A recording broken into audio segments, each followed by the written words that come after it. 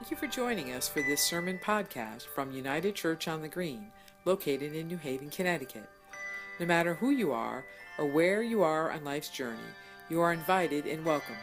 If you enjoy this podcast and would like to learn more about our open and affirming ministry at United Church on the Green, please visit our website at unitednewhaven.org. Thank you.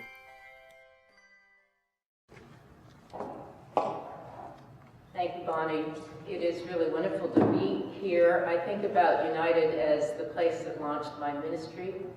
And in fact, next month will be the 35th anniversary of my ordination, which happened right here.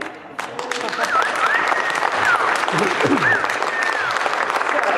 that's sobering. Let us pray. Gracious and wondrous God, may the words of my mouth and the meditations of our hearts serve your purposes of justice and peace for all. For you, O God, are our rock and our Redeemer. Amen. These past weeks have been extremely stressful, haven't they? With each new day bringing yet another insult to the fabric, the very heart and soul of our identity as an immigrant nation, as a democracy, as a city on a hill. If there were ever a time for prophets, it is now. Shout out, do not hold back, exhorts Isaiah, channeling God. Now is the time for us to heed and channel the prophets. The likes of Isaiah and Jesus, with the counsel we just heard in today's scripture, loose the bonds of injustice, undo the thongs of the yoke, let the oppressed go free, be salt seasoning, let your light shine. These times when, in the words of the poet W.B. Yeats, the best lack all conviction and the worst are full of passionate intensity, are begging, are desperate for prophetic witness. Not just from giants with the stature of a Dr. King or a Gandhi, but from all of us. We must take to heart that we are called to be, as the Reverend Bill Coffin was wont to say, a prophethood of all believers. A prophethood. But what does that mean? In his book, The Prophetic Imagination, Walter Brueggemann argues this. The task of prophetic ministry is to nurture, nourish, and evoke a consciousness and perception alternative to the consciousness and perception of the dominant culture around us. Put simply, as prophets, we are to be visionary, to fire imaginations with God's perspective, with God's vision of the beloved community where people come together and will not hurt nor harm. Prophets proclaim, and they also denounce. They denounce the love of power. They denounce any and all dividing walls of hostility. They expose to the light of day corrupt practices. They condemn all injustices, violence and exploitation, hypocrisy and self-serving, as Isaiah did in today's reading. Yes, prophets denounce, and they also proclaim, both and. As William Barber reminded a packed audience at Yale Divinity School on Friday night, prophets don't just curse the darkness, they point to the light. Proclaiming God's way of justice and mercy and love for all without exception, none, nada. In short, prophets do not conform to the world as it is, but have a lover's quarrel with it and seek to transform it. And needless to say, prophets are rarely popular. And prophetic witness is not a calling for the faint-hearted, the risk-averse, or those who like to stay within their comfort zone. But like it or not, prophetic witness, my friends, is our calling as disciples of Jesus. Now more than ever, we need to embrace this calling as a church. So, what does all this talk about prophetic witness have to do with solitary confinement, which is, after all, what Bonnie asked me to preach on? A lot. Because you see, the inside-the-box replica solitary confinement cell project offers, I believe, a compelling example of the church, specifically this congregation, Redeemer, and Shalom, being engaged in prophetic witness, in concert with a number of community and university groups. The project is an example of the church stepping out into the public square, or in this case, into our public library, to make visible what has been called the invisible inferno of solitary confinement, to seek to loose the bonds of this injustice, to proclaim release from this torture for all its captives, and to affirm the dignity and sacredness of all human beings. Now, before saying more, I have a request. This will be a little unorthodox because often ministers ask people to come closer. I'm going to ask you right now to get further apart. I'm going to ask you if you're comfortable with this, or perhaps more to the point, if you're uncomfortable, to get up and move and space yourself around the sanctuary, putting as many pews as possible between you and anybody else. I came in earlier this week and figured that 3 pews is roughly 6 by 9, the size of many solitary confinement cells. There may not be enough pews for people to do that, but I'm going to ask you if you're willing to get up and space yourself around the congregation. Actually, just stay right here. Yeah, just stay there. You got your 3 pews. Some people have to stay where you are, or it won't work. Yes, you can go upstairs. Yep, balconies up there.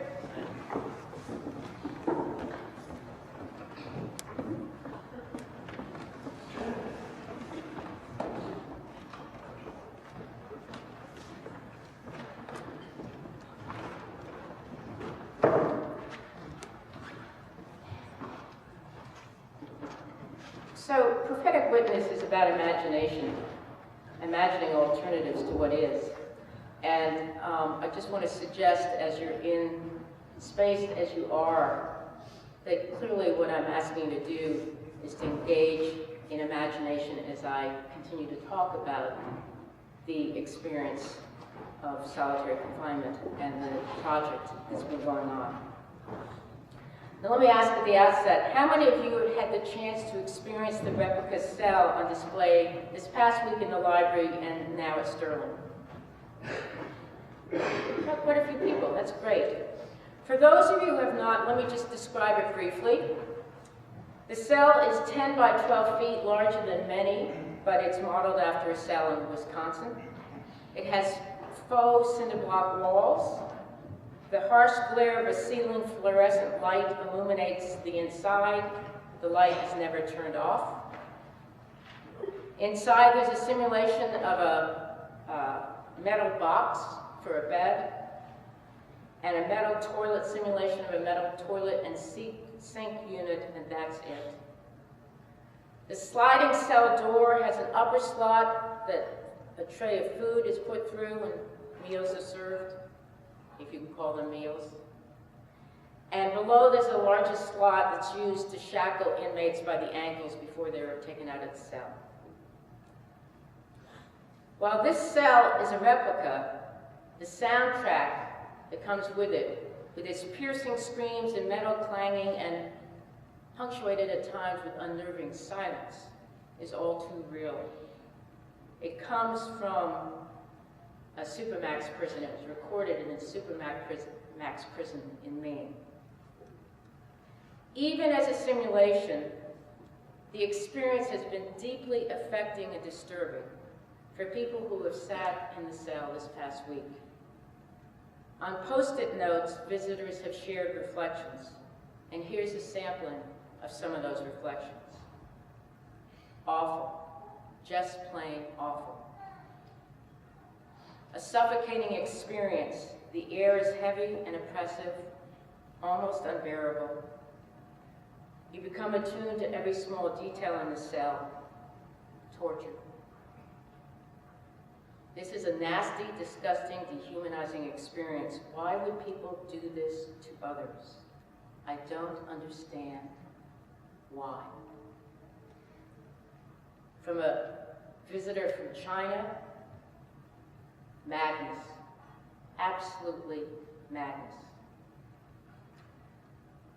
And from an 8-year-old that Catherine Thomas sat with in the cell, it's really not good to do this to other people.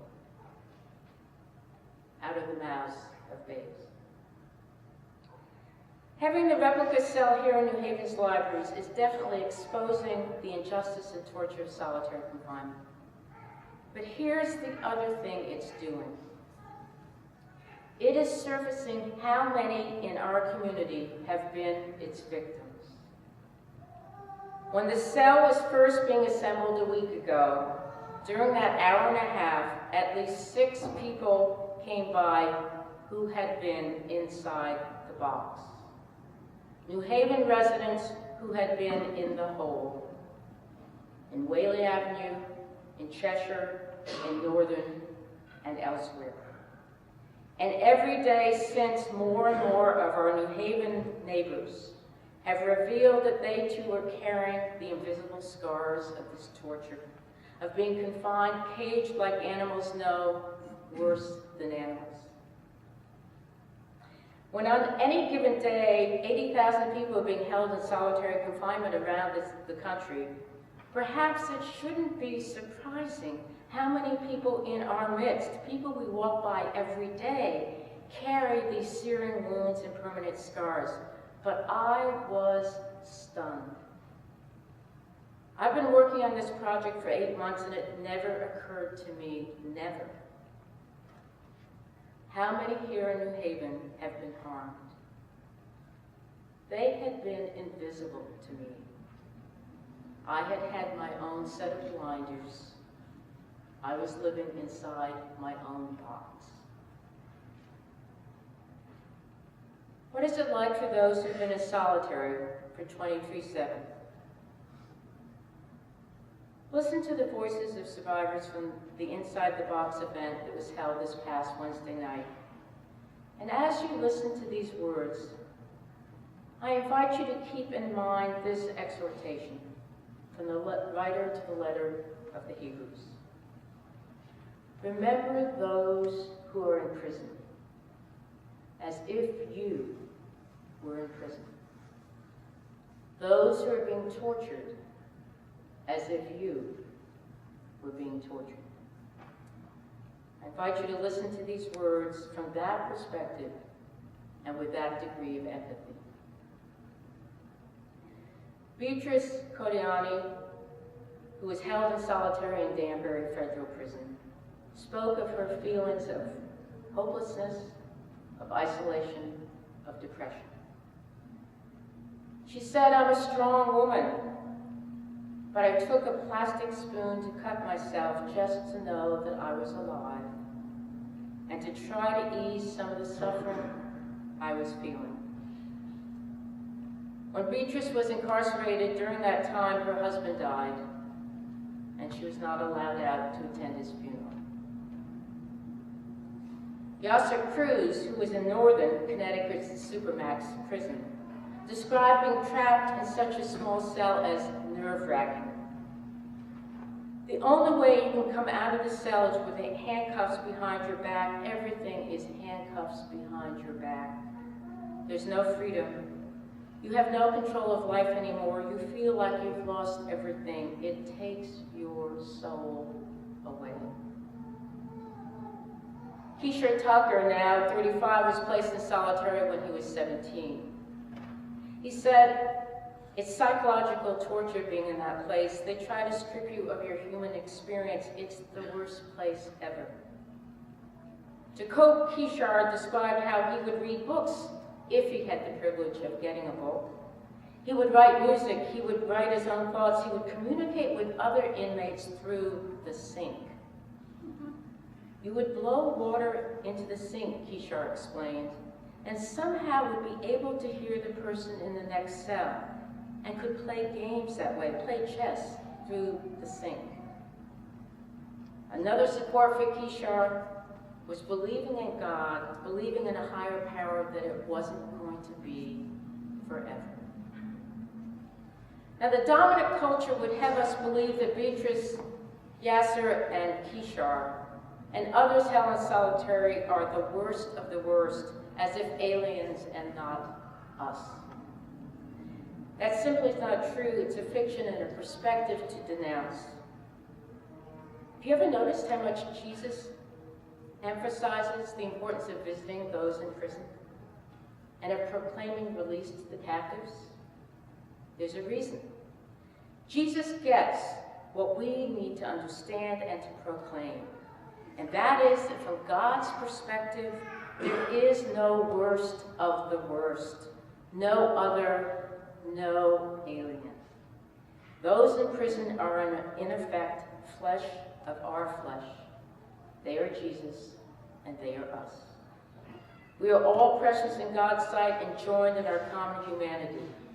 Just as you did it to one of the least of these who are members of my family, you did it to me.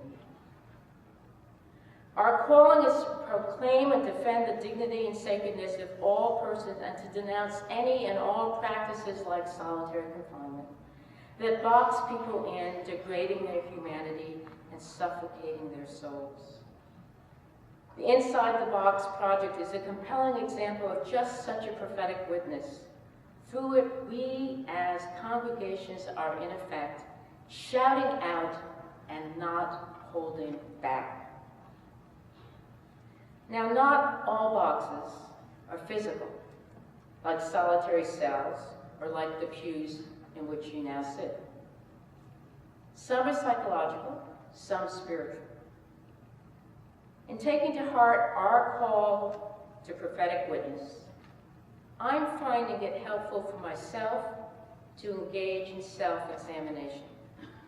And I invite you to do the same, considering for yourself questions like these. Are there boxes that I'm caught in or confined to in spite of myself, or maybe because of myself? Are there walls that spiritually or psychologically limit my vision? Is my heart constricted in some way? Is my faith? Does my comfort zone or my privilege fence me in? What fears might be keeping me from stepping out or speaking up?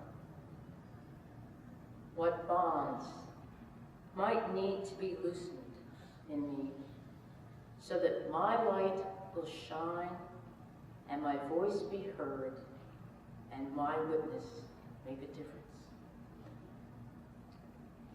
In a few minutes, we will celebrate communion. Today, let us hear the invitation to this table as God's invitation for us to step outside of any boxes that we are in. God's invitation for us to move from isolation to community, from exclusion to embrace, from fear to trust. God's invitation for us to gather together, to come close in all of our rainbow diversity, recognizing and receiving each and all of us as kin, brothers and sisters, precious in God's sight, every one. The food and drink that we receive here comes not through the slot in a metal door, but from the loving hands and the abundant love of God, and is spread before us like a banquet feast. Here, no one is segregated, no one left out, but all are joined in one great fellowship of love, where sharing by all truly does mean scarcity for none. And that, my friends, is a powerful, very powerful prophetic witness. Thanks be to God. Amen.